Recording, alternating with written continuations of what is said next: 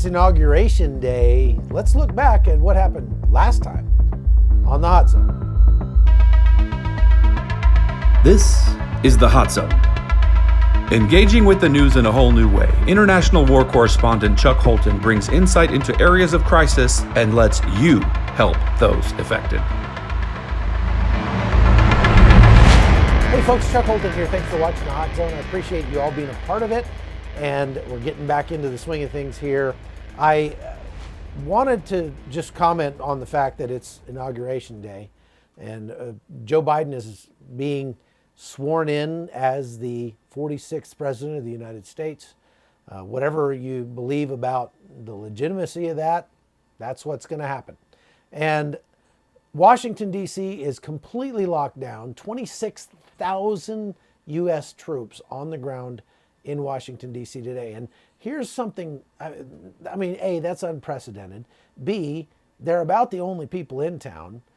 C, I kind of wonder if Joe Biden brought him in just so that he would have somebody to watch the inauguration, because judging by the number of people that went to his campaign rallies during the campaign, there weren't going to be very many people there anyway, and that wouldn't be a good look. But they say that they're locking down Washington, D.C. because they're so concerned about white supremacist violence.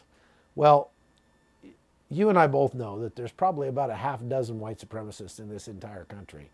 And they're not going to be violent on Inauguration Day. We're not going to see any major violence today.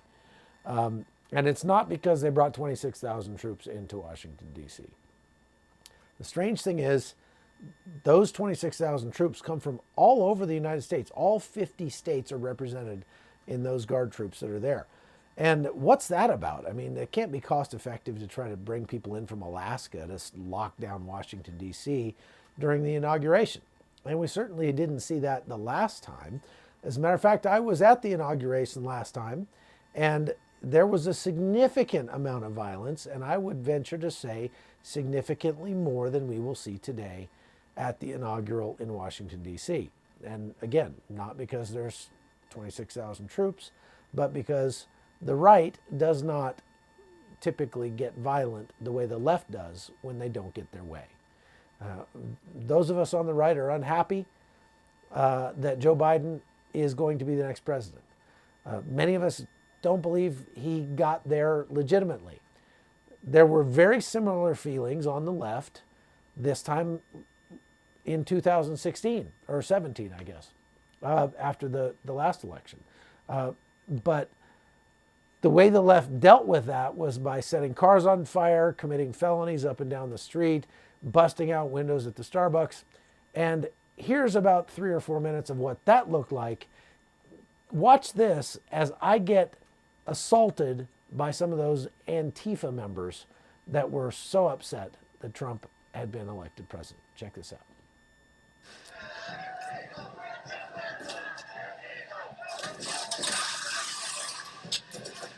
So I was following these black bloc protesters as they marched around to several side streets, like it's like 17th Street or I Street, something like that, in Northwest D.C. And there were thousands of them, as you can see here. They were starting to smash windows and paint graffiti on walls. You see this guy here with a hammer. Of course, they're all dressed the same, in black with face masks covered so that they can't be identified. This guy's taking a brick and trying to smash a parking meter. I mean, nothing says I hate Donald Trump like smashing a parking meter with a brick. So there were felonies being committed all up and down the street. Journalists like myself kind of staying off on the sidewalk here. Everybody else was in the street. But as you'll see here, now here's a guy runs up and tries to break a window and doesn't have the fortitude to do it. So he beats on it for a while and then just says, forget it, and walks off. Some of the windows downtown had like storm windows or something where they wouldn't break very easily. Now here I'm getting attacked by somebody, and they're mad because I'm filming with my camera. I was actually live streaming at this point, and this is a copy of the live stream.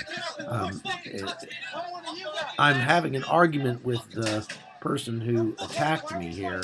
He came at me with a camera tripod and was trying to, was going to beat me with that. And I'm telling him, dude, we're on the same side here. Why are we fighting each other? We're not really on the same side, but that's called verbal judo. When there's 1,000 of them and one of me, I can't really afford to stand out. So here they're attacking fire trucks and ambulances. That's always a good look. This person is spraying graffiti on the garage door here. And I think he ends up misspelling the word revolution. So I'm just kind of traveling alongside the group and filming them. They obviously don't like that. There's a guy here, you'll see here in just a second. He's got here, I'm telling the fire department to film. I'm like, film this, guys. This is felonies they're committing. There's a guy here with a mask on and a hammer comes into the frame. And he is the guy who assaulted me in just a minute. He came at me with that hammer, tried to steal my phone. And I obviously fought him for the phone and was able to keep it. But yeah, here he is right here. He looks at me kind of out of the corner of his eye. I see that hammer he's got in his hand. And he came up and tried to grab my phone. I fought him for it and was like, why are we fighting? I'm on your side. I'm on your side. And he's like, don't take pictures, man. Don't take pictures. I'm on your side. Well, it's my job to take pictures, and that was what I was going to do. My son was actually there with me. My son, Mason, he was on the other side of the street getting more footage. And he ended up in a lot of the mainstream media footage that they were shooting from the top of the office buildings along the side of the street. They didn't come down on the street like we were. So these guys now come around the corner right in front of the New York Times office building. There's a couple of,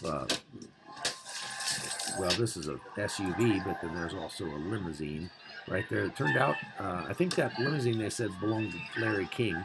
They ended up spray painting that, breaking out all the windows, and then setting it on fire. Smashed up that SUV really bad. And I guess that's, this was very, very par for the course on Inauguration Day, 2016. So look, the FBI has been saying for a week or so that they are hearing chatter that there's going to be violence in all 50 state capitals today. I don't think we're going to see a whole lot of violence. There may be some. If there is, it's deplorable, it's wrong, and it shouldn't happen. Violence is not the way we solve things in America. And we are committed to the peaceful transfer of power. Obviously, a lot of people are very upset and seriously believe that this election was fraudulent. But that doesn't mean we should get violent.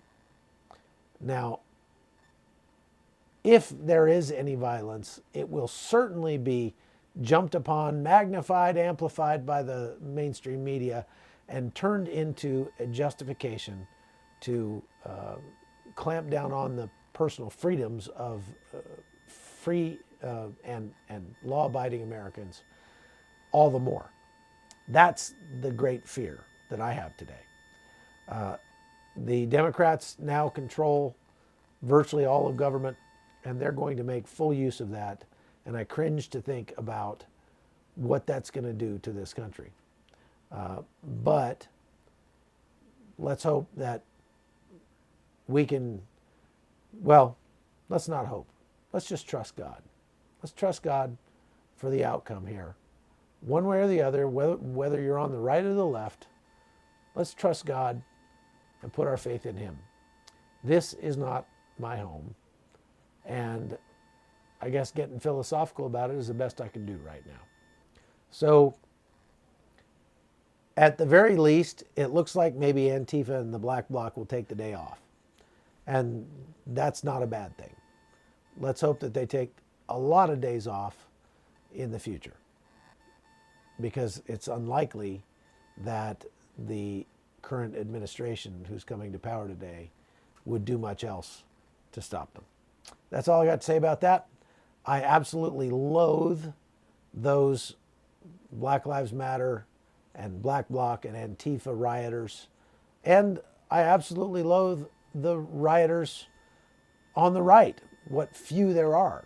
I think you'd be very hard pressed to find even a handful of people who would be rioting from the right the way that Antifa and Black Lives Matter and those guys riot on the left. They're not going to be burning down cities. They're not going to burn down 700 buildings in Minneapolis. They're not going to lay siege to the courthouse in Portland. People on the right don't do that. Conservatives don't do that. That is exclusively the domain of the left. And let me tell you, you don't ever want the right to get so frustrated that they feel like that is their only recourse. Because if the right ever decided to be violent, they would most likely be much, much more violent than the left could ever imagine. Let's really hope it never comes to that. War is an ugly thing. So, have a good day. We'll see you back, I guess, Friday on The Hot Zone. The Hot Zone is produced by Amy Holton and Livefire Media. Copyright 2019.